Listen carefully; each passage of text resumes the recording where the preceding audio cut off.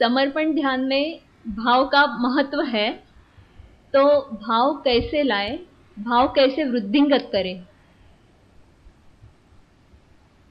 कितना सिंपल प्रश्न है।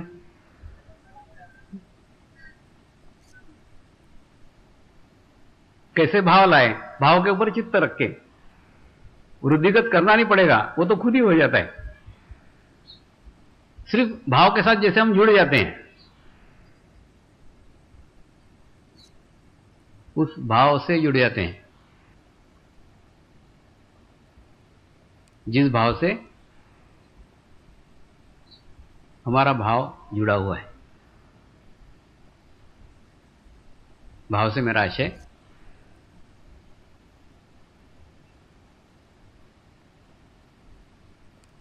उस समर्पण भाव से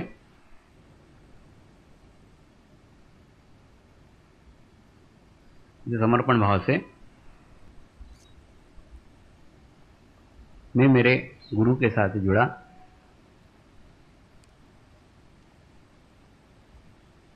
जिस समर्पण भाव से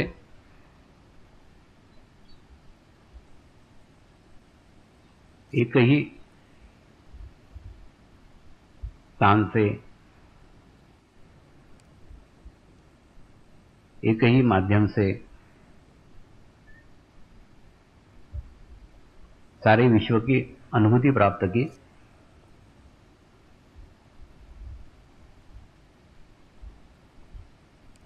उसी संपूर्ण समर्पण भाव से आप मुझसे जुड़ते हो, तो वही भाव आपको भी प्राप्त हो जाता है। प्रश्न है,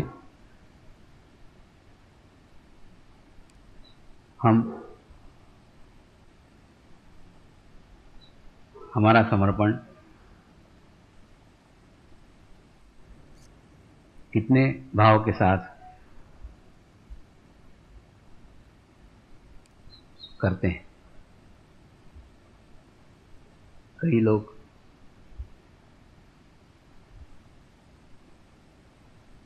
समर्पित भाव तो रखते हैं, लेकिन अनजाने में ही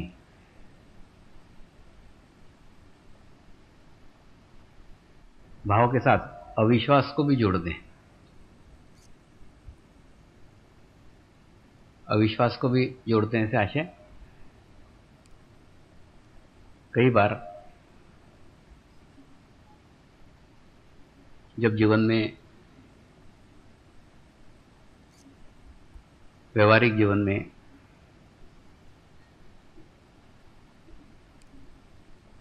किसी चीज की आवश्यकता लगती है, ऐसा लगता है कि शायद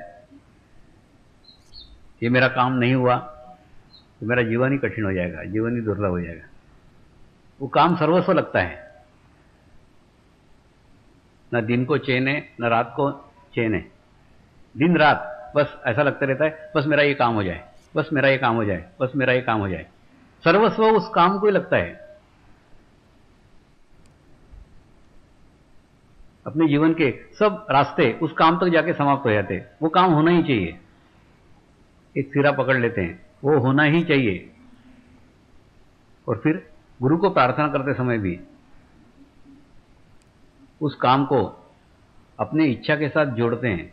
गुरुदेव मेरा ये काम होना ही चाहिए, चिट्ठी लिखते हैं, चिट्ठी लिख के फोटो के नीचे रखते हैं, स्वामी जी ये काम होना ही चाहिए।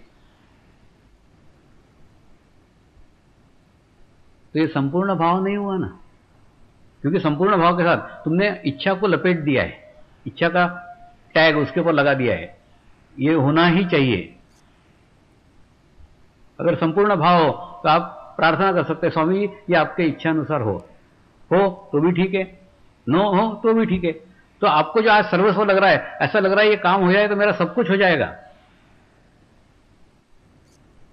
हो सकता है वो काम होने के बाद भी सब कुछ नहीं हो सकेगा। जैसा तुम सोच रहे हो वो तुम्हारे लिए अनुकूल नहीं है, तुम्हारे लिए उचित नहीं है। तुमको आज लग रहा है, लेकिन वो वास्तव में तुमको मिला तो अच्छा नहीं है। ये तुम नहीं जानते ना, क्योंकि अभी तुम उस प्रभाव में हो, उस काम के दबाव में हो, असंतुलित हो, इनबैलेंस हो, और इनबैलेंस होकर के तुम इच्छा कर रहे हो कि ये काम होना ही चाहिए। लेकिन गुरु जानते हैं कि ये होने पे तुमको और तकलीफ होने वाली है, और परेशानी होने वाली है। तो तुम गुरु के ऊपर छोड़ो ना, गुरुदेव आपके इच्छा अनुसार हो तो भी ठीक है, नहीं हो तो भी ठीक है। ये स्थिति ठीक वैसी ही है जैसे हम पहले देखते थे कि बच्चों के लिए भी पत्रे के खिलौने आते थे। आजकल बंद हो गए, लेकिन पहले मेरे बचपन में पत्रे के खिलौने आते थे। तो हो सकता देखा था बच्चा उस पत्रे के खिलौने से खेल रहा है, और वो खेलने से मां को पता है कि पत्रे के खिलौने से खेलने से बच्चे के ओठ कट सकते हैं, खून निकल सकता है, तकलीफ हो सकती है, परेशानी हो सकती है। तो वो खिलौना कितना भी प्यारा लगे बच्चे को, तो भी मां उसको रोने देगी, लेकिन उससे वो खिलौना छीन लेगी। क्यों? क्योंकि पता है आज रोएगा, 2 दिन रोएगा, 3 दिन रोएगा, लेकिन ओठ तो बच जाएगा, जख्म तो नहीं होगा, तकलीफ तो नहीं होगी। ठीक उसी प्रकार से आप भी कई कार्य के साथ जुड़ जाते हो, चिपक जाते हो, ये होना ही चाहिए, लेकिन वो होना या नहीं होना उचित है या नहीं, इसका आपको ज्ञान नहीं है, आपको नॉलेज नहीं है। तो अगर आपका संपूर्ण भाव है तो आप पूर्ण समर्पित कर सकते हो कि स्वामी जी के इच्छा अनुसार हो तो भी ठीक है, नहीं हो तो वो अपने लिए उपयुक्त था ही नहीं। कहीं अटैचमेंट नहीं, कोई आसक्ति नहीं। तो आसक्ति से अपने भाव को मत बांधो, भाव उस आसक्ति से परे है। आसक्ति शरीर का भाव है और भाव आत्मा का शुद्ध भाव है। अपने भाव में शुद्धता रखो, अपने भाव में पवित्रता रखो। ऐसा भाव लाने में अगर आप सफल होते हो तो आप आपके जीवन में संपूर्ण भाव की स्थिति प्राप्त कर सकते हो।